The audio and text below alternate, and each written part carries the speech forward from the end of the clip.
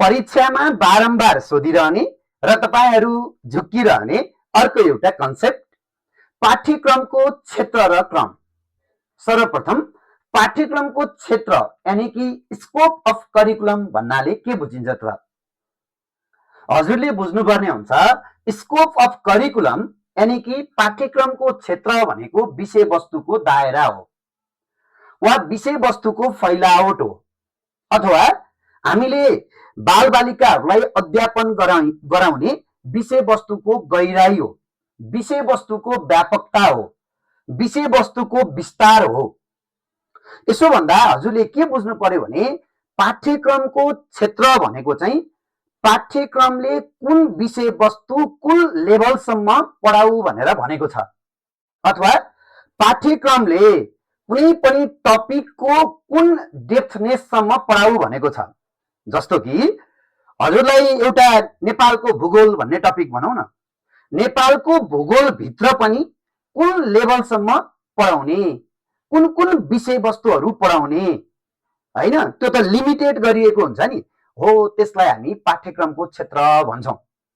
तर पाठ्यक्रमको क्रम यानी कि सिक्वेन्स अफ करिकुलम भन्यो भने चाहिँ यो विषयवस्तुहरूको सिलसिलेवार प्रस्तुति हो, विषयवस्तुको सिलसिला हो, अर्गनाइज्ड फर्म हो, अथवा विषयवस्तुहरू बीचको समन्वय हो, अथवा विषयवस्तुहरू बीचको सम्बन्ध हो।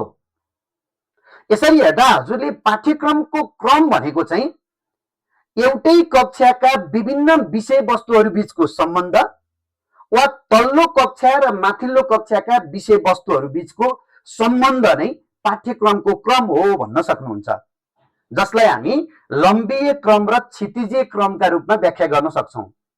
लम्बिय क्रम यानी कि भर्टिकल सिक्वेन्स भनेको चाहिँ तल्लो कक्षा र माथिल्लो कक्षाका विषयवस्तुहरू बीचको सम्बन्ध हो, तर क्षितिजीय क्रम भनेको चाहिँ एउटै कक्षाका विभिन्न विषयवस्तुहरू बीचको सम्बन्ध हो।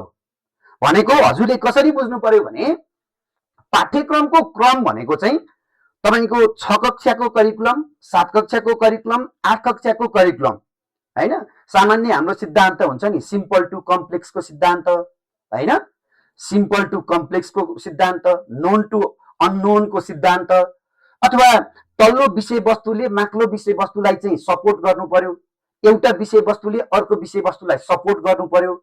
यसरी पाठ्यक्रमलाई चाहिँ अर्गनाइज्ड फर्ममा मिलाएर राखिएको छ भने त्यो पाठ्यक्रमको क्रम हो भनेर तपाईले बुझ्नु पर्यो। सो फाइनली मैले तपाईलाई के भने पाठ्यक्रमको क्षेत्र भनेको चाहिँ पाठ्यक्रमले के कति विषयवस्तुहरू समेटेको छ, के कति विषयवस्तुहरू ओगटेको छ, त्यो विषयवस्तुको गहिराई, विषयवस्तुको व्यापकता कति छ, त्यसलाई हामी पाठ्यक्रमको क्षेत्र भन्छौं। तर पाठ्यक्रमको क्रम भनेको चाहिँ विषयवस्तुलाई कसरी अर्गनाइज्ड फर्ममा राखिएको छ, कसरी मिलाएर राखिएको छ, विषयवस्तुको सिलसिला कसरी मिलाइएको छ, त्यसलाई चाहिँ हामी पाठ्यक्रमको क्रम भन्छौं। हजुरलाई यो भिडियो कस्तो लाग्यो कमेन्ट सेक्सनमा लेख्नु होला। सबैजना साथीहरूलाई धन्यवाद, नमस्कार।